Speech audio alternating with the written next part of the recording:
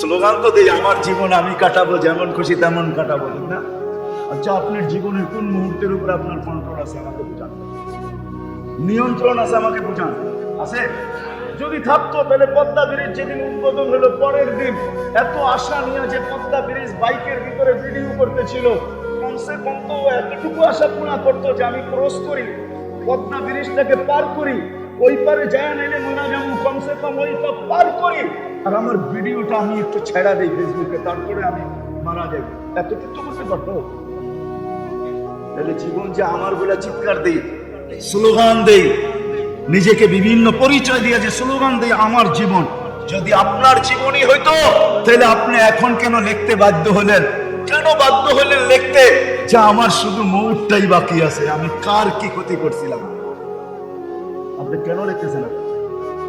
বুঝা গেল জীবন আমার হইলো, এটার মালিক আমি, কন্ট্রোল আমার হাতে না। তদ্রূপ আমরা স্লোগান দিতে পারি, দেহটা আমার, আমার দেহ আমি দিব, পরেরটা আপনারা মিলায় নিয়ে, স্লোগান তো আপনারা জানেনই, ঠিক না? যদি দেহটা আমার হতো তাহলে কোন অঙ্গের উপরে আমার কন্ট্রোল আছে বলে? হ্যাঁ, তাহলে আপনার আমার চেহারায় বুড়ি বয়সের ছাপ কেন আসলো? দাঁতগুলা কেন নড়ে? অঙ্গগুলা কেন দুর্বল হলো? দাড়িগুলা কেন পাকলো? বোঝা গেল আমার বলে যেটা দাবি করি আমার দেহ, এটা শুধু একটা বুলি মাত্র, বুলি। বুলি বুঝেন?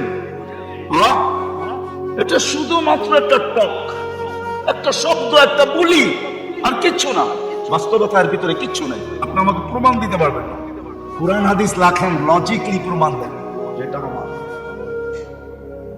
আর একটু আগে আমি বলছি আল্লাহ ইচ্ছা স্বাধীনতা দিয়েছেন, সেই জন্য কিছু জিনিস করতে পারি।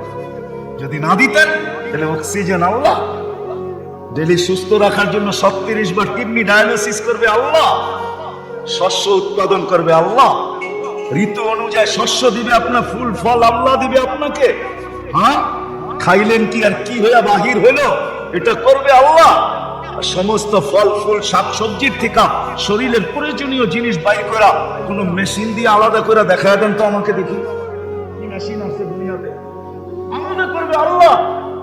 আর ডেলি 5 বার ডাকবে আল্লাহ, মাসে ডাকবে 300 বার, 150 বার ডাকবে ডেলি, আর বৎসরে ডাকবে কতবার? 1800 বার। আর আপনি চলবেন বাপ দেখায়, ঠিক না? বুঝেন নাই মনে হয়? যারা নামাজ পড়ে, এরা নামাজ পড়েও আবার বাপ দেখায়। নামাজ পড়ো কি বাপ দেখায় না? কিছু বলতে গেলেও কয় কি জ্ঞান দিতে হইব না, আমরা বুঝি। কি কয়? কি কয়? জ্ঞান দিতে হবে না, আমরা জানি। আমরা কি কিছু পড়ালেখা করি নাই? রাগ হয়ে যাবেন, একটা জিনিস জিজ্ঞেস করব, এই মজমা একজনও আছে কিনা আমার জানা নাই। আমরা সাধারণ মানুষ যারা নামাজ, যারা 5 ওয়াক্ত পড়ি, আজ পর্যন্ত সূরা ফাতিহাকে কোনোদিন কোনো আলেমের কাছে যে সত্যায়িত করছেন যে আমার ফাতিহা সহি পড়ি কিনা ভুল পড়ি? এই পর্যন্ত ডাক্তারের কাছে তো বহুতবার যায়, পেশাব পায়খানা এমন কিছু নাই যে টেস্ট না করাইছেন। লাগবে না, তারপরে ডাক্তারকে বলেন দেখা লিখে দেন না, আপনার অসুবিধা কি, লিখে দেন, কমিশন তো আপনি পাইবেনই। আমার মনে খুঁতখুতটা খুন হয়ে যান। ডাক্তার দেখা বলতেছে লাগবে না কিছু করার, এটা খাইলেই চলবে। আপনার অসুবিধা কি, টাকা আমি খরচ করবো, আপনি লেখা দেন, কমিশন তো আপনি পাবেনই। আমার খুঁতখুতি মনে দূর হোক, এটা তো করাইতে পারেন না? পারি না, না করাই না। আজ পর্যন্ত কে যে সূরা ফাতিহা তাসদিক করাইছেন, সত্যায়িত করাইছেন? নূরবাগ মসজিদ তো হলো মাদ্রাসার পেটের ভিতরে, 300-350 ছেলে আছে এখানে, 40 জন স্টাফ আছে। আজ পর্যন্ত তো কারো কাছে যে বলি না আমার সূরা ফাতিহা শুই না, একটা ছোট কাগজে সিগনেচার করে দেন যে সহি, এটা জেবের ভিতরে রাখা দিব, যেদিন মারা যাবো ওদিন বলবো এটা কাফনের ভিতরে দিয়া দিস।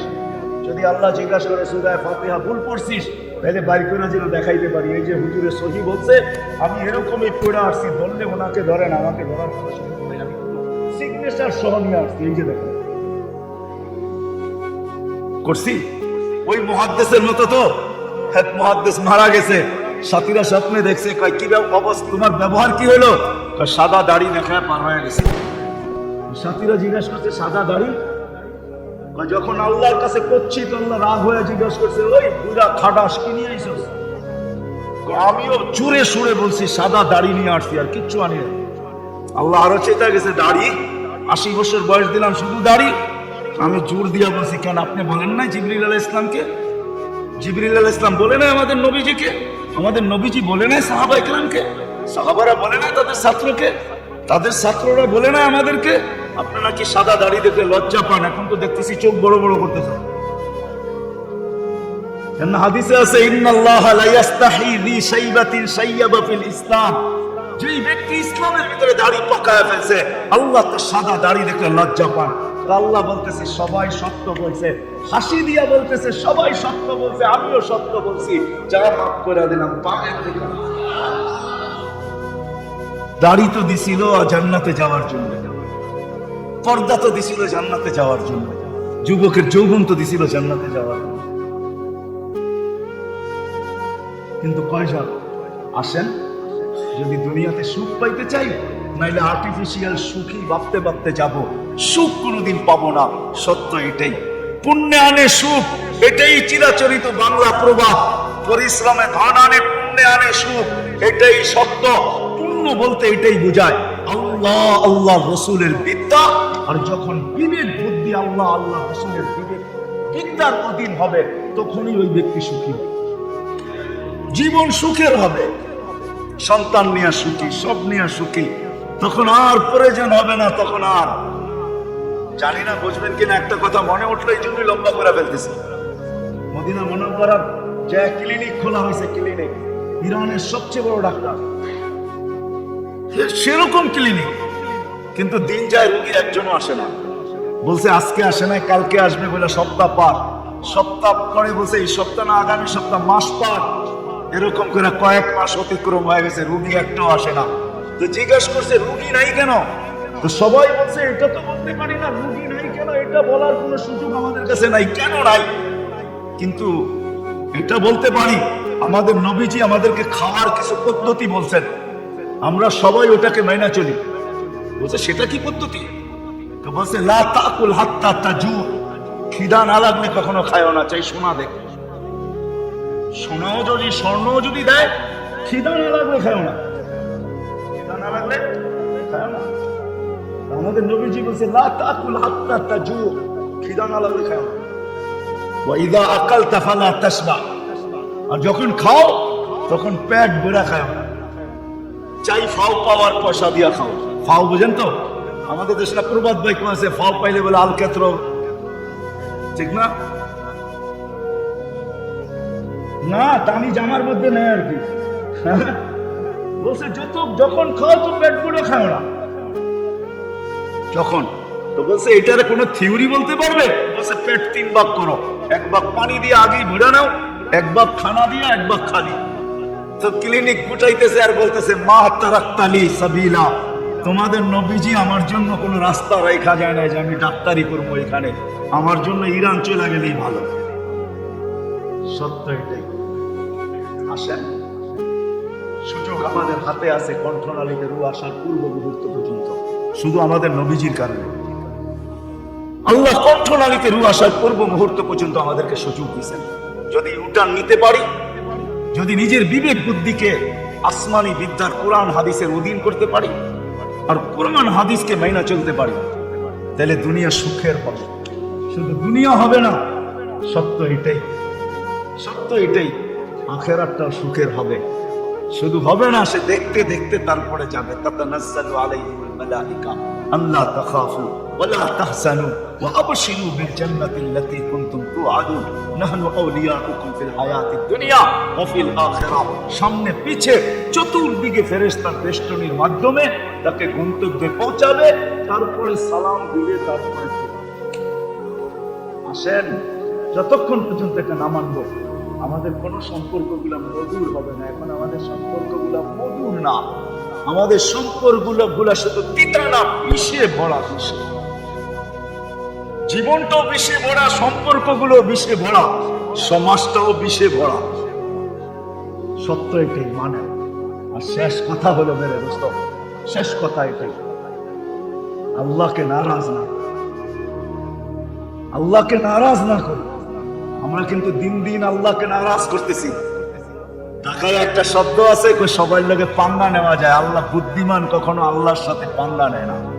এই জন্য দেখবেন আল্লাহ ওয়ালারা গুনাহ করে না, তারপরও সারাদিন ইস্তিগফার করতে থাকে, মাপ চাইতে থাকে। এটা হলো আল্লাহর সামনে সদা সর্বদা নিজেকে ছোট বানায় কাটাইতে থাকে। সারা রাত্র মানুষ ঘুমায়, আল্লাহ ওয়ালারা ঘুমায় না। যদি ক্যামেরা ফিট করতে পারেন তাহলে দেখতে পারবেন, ওরা রাত্রে ঘুমায় না, ওরা তো রাত্রে মুসল্লায় থাকে, নাহলে তসবিহ পড়ে, নাহলে কিতাব পড়ে, নাহলে তেলাওয়াত করে, নাহলে সারা রাত্র পয়সা পয়সা জুমাইতে থাকে, ভাবতে থাকে। ওরা ভাবে এটাই সবকো সোনে মে মজা, হামে তো রোনে মে মজা। সব ঘুমে মজা পায়, আমরা কান্নায় মজা পাই। আল্লাহকে নারাজ করা উচিত না। আমাদের সমাজ কিন্তু আমরা আল্লাহকে নারাজ করার দিকে যেতেছি। এক একটা পর্ব আসতেছে আর আল্লাহকে আমরা নারাজ করতেছি। আমি বিরোধিতা করবো না, স্বাধীনতা আপনাকে আল্লাহ দিছে, আমি আঙ্গুল দেওয়ার কে? কিন্তু হ্যাঁ, হিতাকাঙ্ক্ষী হিসাবে কিছু বলা যায়। এই জন্য বলতেছি, ফুটবলের মাসে পুরো মাস আমরা আল্লাহকে নারাজ করছি, কিচ্ছু বলেন না। 31st নাইট আমরা আল্লাহকে নারাজ করছি, কিচ্ছু বলেন না। আবার আসতেছে 14 তারিখ, নারাজ করার পালা। কি সত্য তো? আরে ফেব্রুয়ারি 14 তারিখ মনে হয় ফিডার খান, হ্যাঁ, পায়ে হাত দিয়ে বলি যুবকদেরকে আল্লাহকে নারাজ করো। তুমি একলা ভোগবে না, সবাই ভোগবে। আল্লাহ রাসূলকে জিজ্ঞাসা করছে, আনুগলিকু ফিনা সালিহুন, আমরা ধ্বংস হইতে পারি নেককার লোক থাকা সত্ত্বেও? আল্লাহ রাসূল বলছে হইতে পারো। যখন আল্লাহ নারাজ হয়ে যাবে, খারাপ লোকের সংখ্যা যখন বেড়ে যাবে আর আল্লাহ নারাজ হয়ে যাবে, ইদা উসিতু গাযিবতু, আল্লাহ বলে নাফরমানি যখন হয় তো আমি নারাজ হয়ে যাই। ইদা গাযিবতু লানতু, আর আমি যখন নারাজ হই তো লানত পাঠাইতে থাকি। লানত বিভিন্ন রূপে আসে, আমাদের দেশটা নড়ে চড়ে পড়ে না। আলহামদুলিল্লাহ সুম্মা আলহামদুলিল্লাহ বলেন, আমাদের দেশের মতো বরকত দুনিয়ার কোনো দেশে নেই। আমি চ্যালেঞ্জ, আমাদের দেশে এখনো 100 টাকা দিয়ে দুপুরে পেট ভরে খাওয়া যায়। বহুত মানুষ আছে পুরান টাউনে 100 টাকার তেহারি খাইতে পারে না, খায়া বাকি কিছু থাইকা যায়, ওটা অন্যের হাতে উঠায় দিয়ে চলে যায়। 100 টাকা দিয়ে পেট ভরে খাওয়া যায়। 100 টাকা কয় ডলার? হ্যাঁ হ্যাঁ, আমাকে দুনিয়া চিনাইতে হবে না, দুনিয়ার কোন দেশে $1 দিয়ে পেট ভরে খেতে পারে? দুনিয়ার কোন দেশে না, কোন দেশে নেই। $1 দিয়ে খাবেন আপনি পেট ভরে? নাই নাই নাই। বাংলাদেশে এখনো খাওয়া যায়, বরকত আছে, আল্লাহর এক সব রহমত আছে এই দেশের। এই জন্য আসেন, ফিরে আসেন। না জানি কোন দিন ডাকতে ডাকতে নারাজ হয়ে যাবে, এক থাপ্পড় বসায়া দিবে লাল সবুজের পতাকার ভিতরে, আর বিপর্যয় চলে আসবে। তখন সমস্ত প্রশাসনিক জিনিস দিয়ে ঠেকানো যাবে না, কোথাও কেস করা যাবে না, কোথাও কেস করা যাবে না। কার কাছে কেস করবে? কিছু জিনিস আছে ধরা ছোঁয়ার বাহিরে থাকে, আমরা বুঝাইতেছি পায়ে হাত রাখা। আসেন আল্লাহকে নারাজ করবে।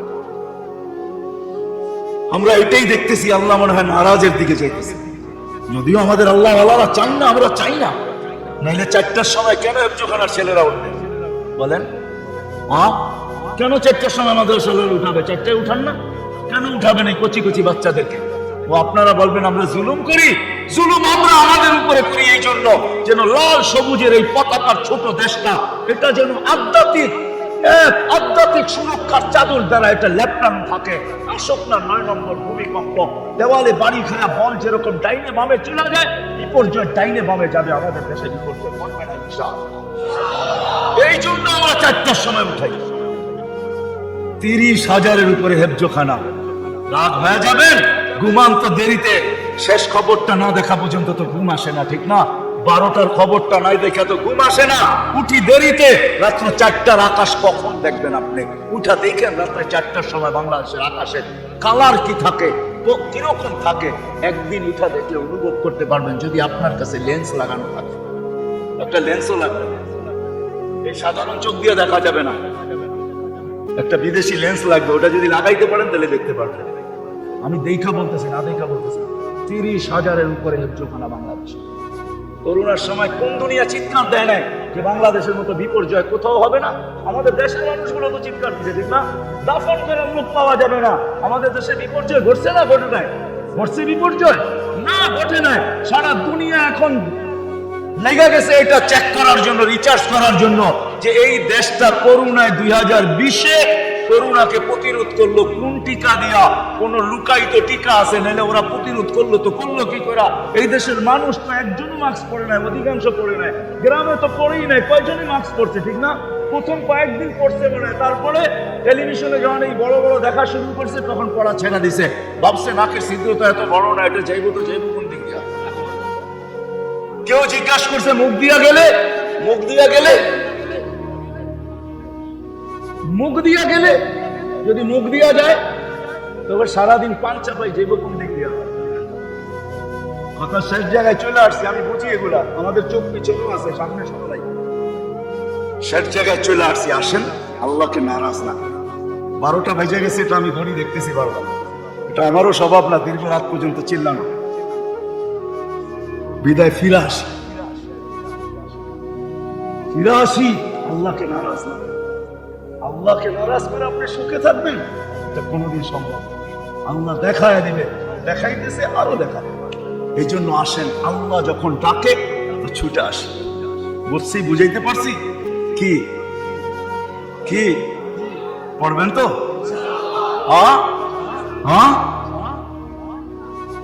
নিজের বিবেক বুদ্ধি আর বিদ্যার পূজারী হয়েন না। নিজের বিবেক বুদ্ধি বিদ্যাকে আল্লাহ আল্লাহ রসুলের বিদ্যার অধীন করেন, নাইলে পাপ নিয়ে আপনি বাঁচতে পারবেন না। আল্লাহর কাছে কোনো পাপের পরিচয় চলে না।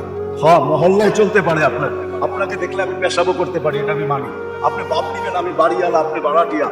আপনি বাপ নিতে পারেন, আমি বড় পুরান এই এলাকায়, আধিপত্য আমার, আর আমার আদি বাসিন্দা, আমি মাইনা নিতে পারি এটা। কিন্তু আল্লাহর কাছে কোনো বাপ চলবে না। এটা এখানে বসে, তাহলে সুখে থাকবেন, শান্তিতে থাকবেন।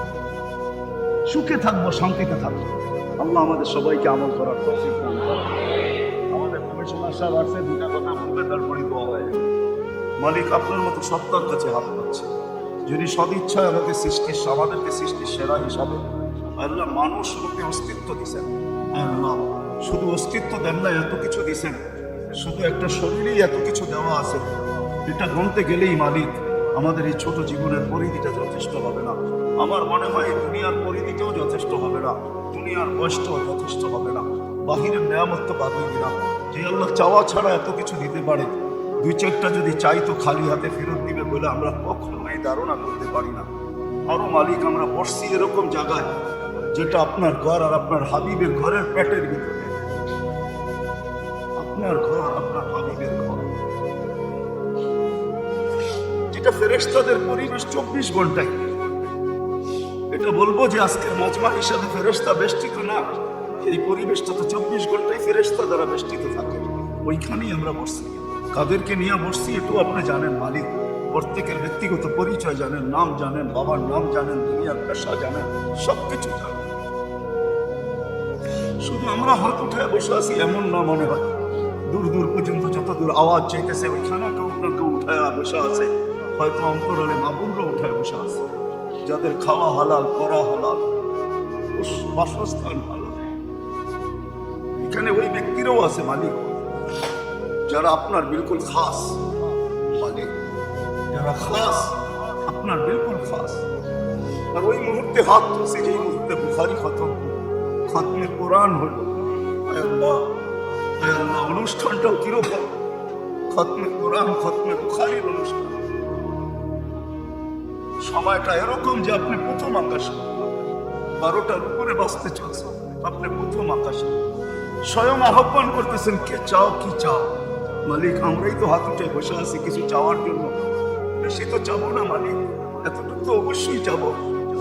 পিছনের জীবনটা যেন আজকের থেকে আর না থাকে, মুছা জীবন, পিছনের জীবনটা শেষ হয়ে যায়। পিছনের জীবনটা যেন গুনার থেকে পাক হয়ে যায়, পবিত্র হয়ে যায়।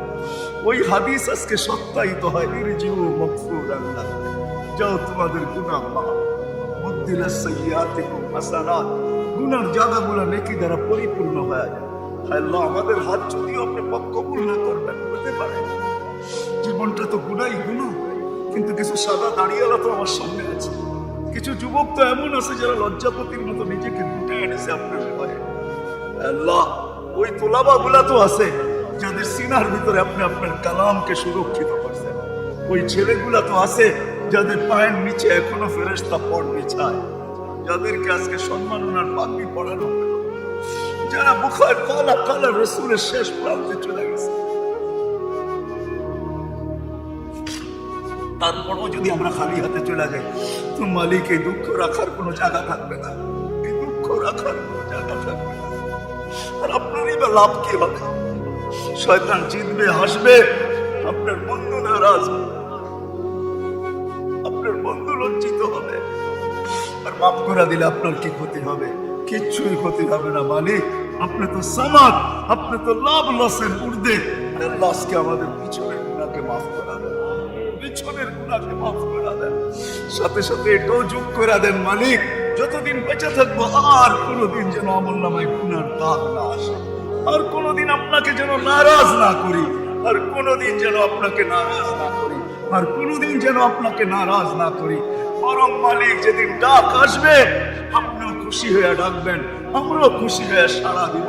এমনই যেন ঘটে মালিক, এমনই যেন ঘটে। আল্লাহ মাদ্রাসাকে কবুল করেন, মসজিদকে কবুল করেন, ছাত্রদেরকে কবুল করেন, উস্তাদদেরকে কবুল করেন, কমিটিদের কবুল করেন, এলাকাবাসীকে কবুল করেন। আল্লাহ আজকের এই মাহফিলের উসিলায় শুধু ঢাকা না, শুধু ঢাকা না, পুরা দুনিয়ার মুসলমানকে কবুল করেন, শুধু ইনসান না জিন্নাতকেও কবুল করেন। আল্লাহ শুধু উপরের মানুষ না, যারা নিচে চলে গেছে তাদেরকেও কবুল করেন। যারা বরাবর ঈমান নিয়ে থাকলে মাফ করে দেন, কবরকে জান্নাতের বাগান বানায় ফেরদাউসুল আলার মাকাম নসিব করেন। আল্লাহ মাদ্রাসার জরুরতকে খাজানায়ে গায়ব থেকে পুরা করে দেন। সমস্ত মাদারিসগুলোকে হেফাজত করেন, মাকাতিবগুলোকে হেফাজত করেন, হেফজখানাগুলোকে হেফাজত করেন, মাসাজিদগুলোকে হেফাজত করেন, মারাকিজগুলোকে হেফাজত করেন, হক্কানি পীরের খানকাগুলোকে হেফাজত করেন। আল্লাহ ইসলাম আর দ্বীনকে আপনি হেফাজত করেন, ইসলাম আর দ্বীনকে আপনি হেফাজত করেন, দিনদার আর উলামাদেরকে আপনি হেফাজত করেন। আল্লাহ আমরা কোন সময় এসব করছি? আমরা কোনো সোনালী সময়ই দেখি না। না রসুল দেখলাম, না সাহাবা দেখলাম, না তাবেঈ দেখলাম, না তাবেঈ দেখলাম, না ইমাম মুজতাহিদিন দেখলাম, না বড় বড় আল্লাহওয়ালাদেরকে দেখলাম। আমরা তো আমাদের মতো মানুষগুলাকে দেখতেছি। মানুষ আল্লাহ, আমরা কোনো সোনালী টুকুই দেখি নাই, কোনো সোনালী ব্যক্তিত্ব দেখি নাই। হায় আল্লাহ, আপনি আমাদের উপরে রহম করেন, করম করেন, কিছু একটা এমন করেন যে আমরা বলতে পারি আমরাও কিছু দেখছি। কিছু একটা এমন করেন যে আমরাও বলতে পারি আমরাও কিছু দেখছি। হায় আল্লাহ, হায় আল্লাহ, আপনি আমাদেরকে খালি হাতে ফেরত দিয়ে দেন। যা চাইলাম তাও দেন, যা চাইতে পারলাম না তাও দেন। যার যে পেরেশানি আছে করে দেন, প্রয়োজন আছে মেটা দেন, অসুস্থ আছে সুস্থতা দেন, সুস্থ আছে সর্ব ধরনের রোগ থেকে সুরক্ষিত করেন। আল্লাহ জটিল রোগ কমসে কম মুসলমানকে দিয়ে না, না হার্টের, না কিডনি, না লিভারের, না ব্রেন স্ট্রোকের, না ডায়াবেটিস, না ক্যান্সার। আল্লাহ করুণাকে আর কোনোদিন আমাদের সীমান্তে ঢুকতে দিয়ে না, করুণাকে আর কোনোদিন আমাদের সীমান্তে ঢুকতে দিয়ে না। কেউ যদি জটিল রোগে আক্রান্ত হয়ে থাকে, আল্লাহ কুদরত দ্বারা শেফায়ে কামেলা আজেলা মুস্তামিররা নসিব করেন, শেফায়ে কামেলা আজেলা মুস্তামিররা নসিব করেন। আয় আল্লাহ, আয় আল্লাহ, আয় আল্লাহ, আয় আল্লাহ, যারা বরাবর ঈমান নিয়ে যারা কবরে চলে গেছে সবাইকে মাফ করা দেন। আমাদের আত্মীয় স্বজন যারা মাটির নিচে চলে গেছে সবাইকে মাফ করা দেন। বিশেষ করে আমাদের মা বাবাকে মাফ করা দেন, জীবিত থাকলেও মাফ করা দেন। আল্লাহ দুনিয়ার থেকে চলে যায় থাকে মাফ করা দেন। রব্বির হামহুমা কামা রাব্বায়ানি সাগীরা। আল্লাহ আমাদের এই লাল সবুজের পরিধিকে আপনি সমস্ত বিপর্যয়ের থেকে সুরক্ষিত করেন, সমস্ত বিপর্যয়ের থেকে হেফাজত করেন। চাই সেটা আসমানি হোক, চাই সেটা জমিনি হোক, চাই সেটা কোনো মখলুকই হোক। আল্লাহ সর্ব ধরনের বিপর্যয়ের থেকে আমাদের দেশকে সুরক্ষিত করেন, হেফাজত করেন, হেফাজত করেন। যেই বরকত আজকে দেখতেছি এটা আল্লাহ যতদিন এই জমিন থাকবে, আল্লাহ এই বরকতকে আপনি টিকায় রাখেন, এই বরকতকে আপনি টিকায় রাখেন, এই বরকতকে আপনি টিকায় রাখেন, এই বরকতকে আপনি টিকায় রাখেন। আল্লাহ এই জমিনের সাথে আপনার কোনো ভালোবাসা, আপনি কোনোদিন আমাদের উপরে নারাজ হবেন না, নারাজ হবেন না। আমরা তওবা করতেছি আল্লাহ, আর কোনোদিন ডাক দিলে পিছে যাব না, ডাক দিলে মসজিদের দিকে ছুটবো, আর কোনোদিন আপনাকে নারাজ করব না। আয় আল্লাহ আপনি আমাদের দেশের সাথে, আয় আল্লাহ আমাদের দেশকে কোনো বিপর্যয়ের শিকার হতে দিবেন না। আল্লাহ যা চাইলাম তাও দেন, যা চাইতে পারলাম না তাও দেন। ওয়া সাল্লাল্লাহু তাআলা আলা খায়রি খালকি মুহাম্মাদিন ওয়া আলিহি ওয়া সাহবিহি আজমাইন বিরহমাতিকা ইয়া